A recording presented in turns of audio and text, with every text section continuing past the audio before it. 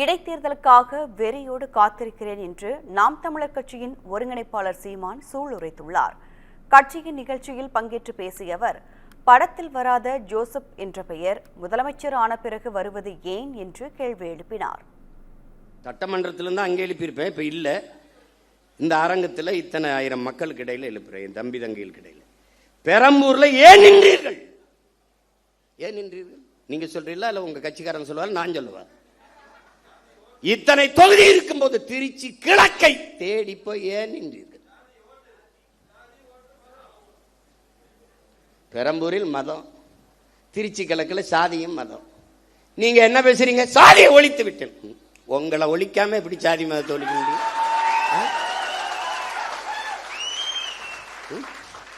நடிக்கும் போது வராத ஜோசப், அரசியல் வரும்போது ஜோசப். இப்ப முதலமைச்சர் ஆயிட்ட பிறகு ஜோசப் விஜய், ஜோசப் விஜய். அந்த படங்களை திருப்பி ஜோசப் விஜய். ஏன் அந்த முதல் படத்தில் அறிமுகம் முகமது ஜோசப் விஜய்னு போடல? எப்படி எப்படி ஒண்ணுதான் இருக்குது. நீ எதை பத்தியும் கவலைப்படாத, களமும் காலமும் நம்ம கையில தான் இருக்குது.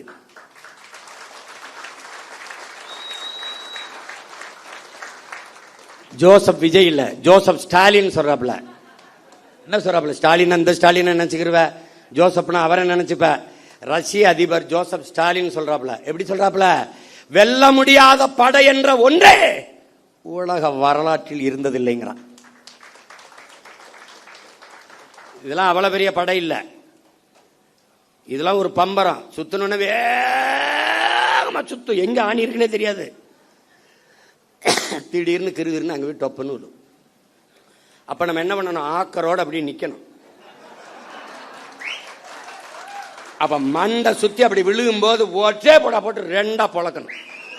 இது புரியுதா? புரியுதா?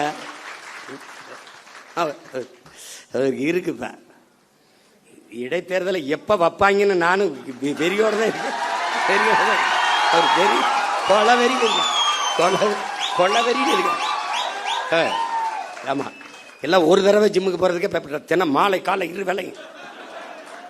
அவன் அந்த பயிற்சியாளர் மாட்டுக்கறி கோழி வேணாம், இப்போ என்னதான் சாப்பிட சொல்ற? ஐயோ மாட்டுக்கறி மசூல் பில்ட் பண்ண தானே தேவைப்படும், இது பண்ண என்னையா பெரிய கொடுமையா இருக்கு. படாத பாடு பட்டுக்கிட்டு இருக்கேன், கொலை வெறியா இருக்கு.